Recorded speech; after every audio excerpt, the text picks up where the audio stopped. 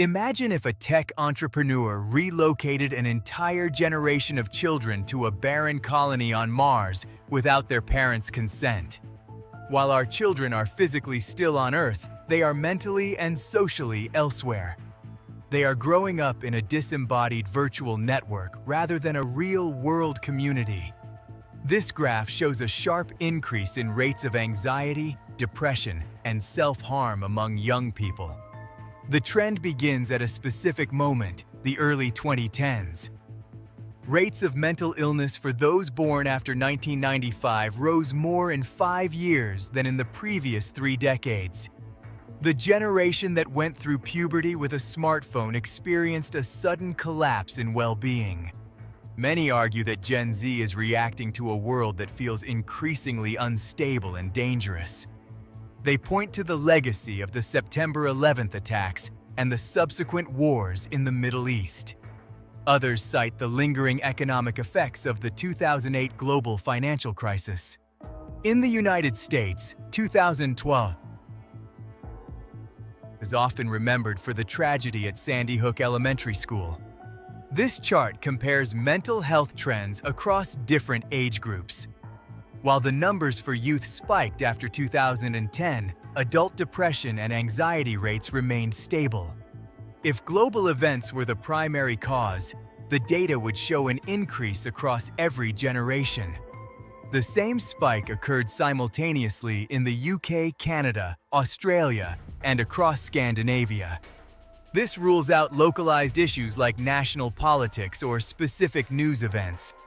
The data reveals a trend unique to the first generation to go through puberty hunched over a screen.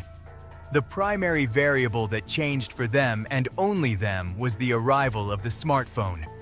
For thousands of years, human development was rooted in a physical play-based childhood. Physical, risky play is a requirement for growth.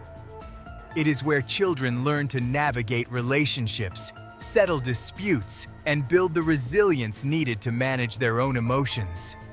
In the 1990s, rising parental fear led to a culture of overprotection in the physical world.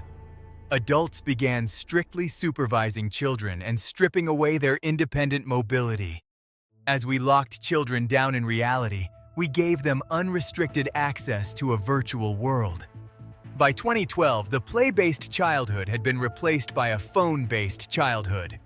This shift introduced 4 harms: social deprivation, sleep deprivation, attention fragmentation, and addiction.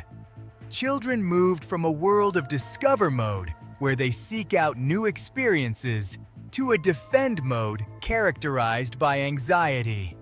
Smartphones acted as experience blockers.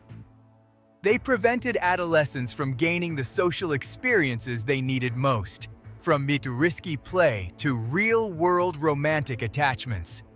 While everyone was affected, the rewiring damaged boys and girls in different ways.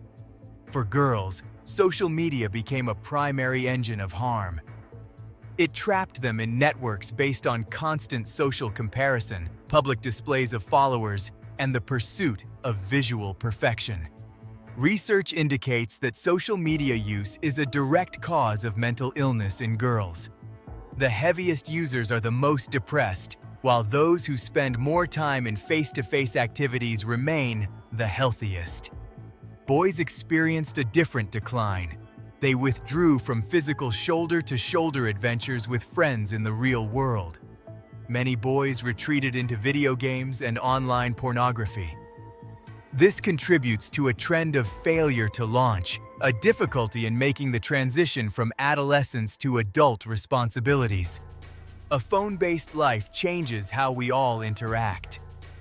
It scatters our focus, erodes our ability to build relationships, and degrades our sense of meaning. Parents are often trapped by a collective action problem. A collective action problem is a situation where an individual acting alone faces high costs, like a child being socially isolated if they are the only one without a phone. Breaking this trap requires coordinated action. Communities must commit to 2 rules: no smartphones before high school and no social media before age 16. The final two are establishing phone-free schools and providing children with more unsupervised play. In a 1968 experiment, students sat in a room that slowly filled with smoke.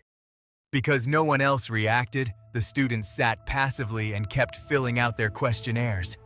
We can no longer sit passively in the smoke. Parents, teachers, and students must speak up and link up to enact these 4 rules simultaneously. Humanity evolved for the physical world. To reclaim our lives, we must end this failed experiment and bring our children back to reality.